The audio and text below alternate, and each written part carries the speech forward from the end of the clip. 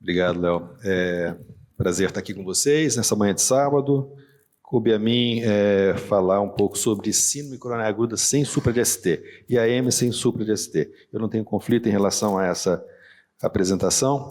Como todos já falaram aqui, a coronariopatia multiarterial em pacientes com síndrome coronária aguda é uma situação clínica extremamente comum.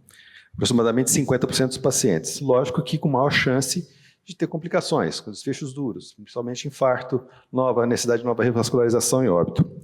Bom, a revascularização, ela em relação, no contexto clínico da síndrome coronária aguda, a revascularização ela define o melhor prognóstico e o tratamento conservador propriamente dito, principalmente nos pacientes de alto risco.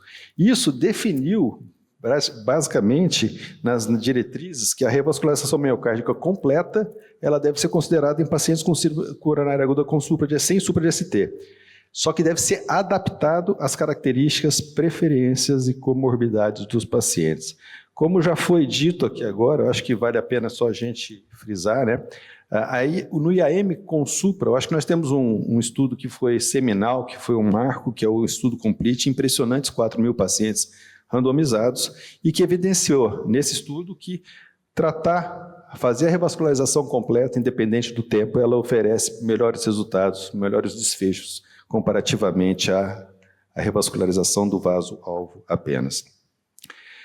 No contexto clínico dos pacientes sem supra de ST, que é o objetivo dessa minha apresentação, nós temos o FIRE Trial, que foi publicado ano passado. 65% desses pacientes envolvidos nesse protocolo, nesse estudo, eram pacientes sem supra de ST. E o dado importante é o seguinte, avaliar a funcionalidade da lesão, né? O grau funcional da lesão com FFR, que é uma coisa que a gente pode até discutir, né? Qual que é a melhor maneira de avaliar funcionalmente os pacientes que têm lesões ditas moderadas, né? E nesse caso, foi melhor a revascularização completa guiada por FFR e mais importante do que isso, associada à segurança. Não houve diferença significativa em relação à nefropatia induzida pelo contraste, AVC ou sangramento. Ou seja, melhores desfechos clínicos com segurança equivalente. Aí fica a pergunta para a gente, quando a gente deve realizar a revascularização completa no paciente com síndrome coronária aguda sem supra de ST? Né? No mesmo ato ou estagiado?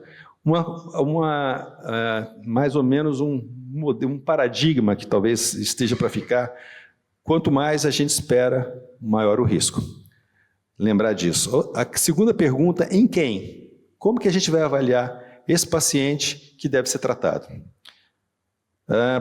Passos que geralmente a gente tem que seguir no contexto do paciente com síndrome coronária aguda sem supra de ST, que é multiarterial. Primeiro, definir qual que é a lesão culpada. Diferentemente do paciente com supra de ST, é uma tarefa um pouquinho mais difícil, mas não é tão impossível assim. Se a gente integra os dados do eletro, do eco e também da angiografia, a lesão culpada é identificável na maioria dos casos. Segundo, definir o grau de obstrução, principalmente naqueles pacientes com lesões ditas angiograficamente moderadas, né? Nós temos aí uma ferramenta extremamente útil, nova, pouco invasivo, que é usar o quê? O QFR. É uma maneira de se avaliar funcionalmente pela angiografia. Só que é um método que, muito provavelmente, a grande maioria dos serviços brasileiros não tem. Né? Não usa FFR, não usa ultrassom, nada, é unicamente a angiografia. É extremamente eficiente. A fisiologia, principalmente, é um método tradicional com FFR e eu prefiro a imagem intravascular para avaliar. Por quê? Não que ela não vá, os resultados são um pouquinho diferentes do FFR, são equivalentes, mas a grande importância é que você, usando uma imagem intravascular, ela consegue para a gente guiar o procedimento. Isso para a gente é muito importante. No que tange ao quê? Tamanho de estente, bifurcações, quantidade de contraste que a gente acaba usando, isso é muito seguro. Uma coisa que é fundamental é definir o syntax score.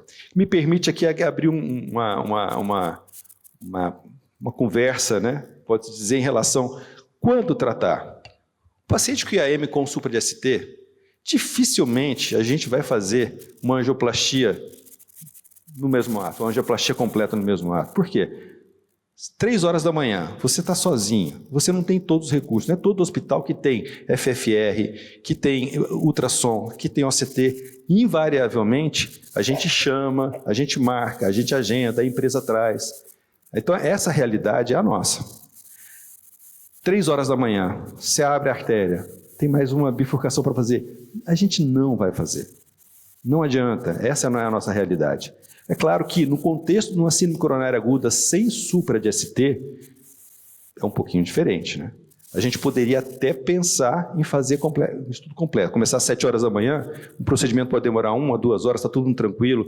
Você está muito provavelmente com auxiliar, define a complexidade, né? Por isso que é importante, nesse caso, definir o Syntax Score. Isso tem critério, isso tem prognóstico.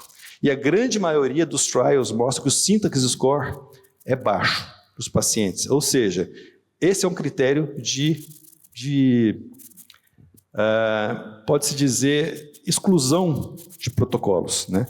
Não é que o Syntax Score é definido, não. Você cria uma situação nos protocolos que você vai excluir aqueles pacientes que têm um Syntax Score alto naturalmente. Isso é importante que a gente defina. Uma coisa, o conceito de Heart Team. Como é que a gente vai definir um Heart Team num paciente com uma síndrome coronária aguda sem supra de ST? Lá no HC de Ribeirão Preto, toda quarta-feira de manhã, a gente se reúne, senta e decide os casos. Mas nesse contexto aqui é um pouquinho diferente, né? Então você tem que tomar conduta imediata. Então são características que a gente pesa antes de tomar uma decisão. Bom, em relação à questão da complexidade de lesões, dados do Complete Trial, olha que interessante isso aqui. O Syntax Score de menor que 6 define o resultado.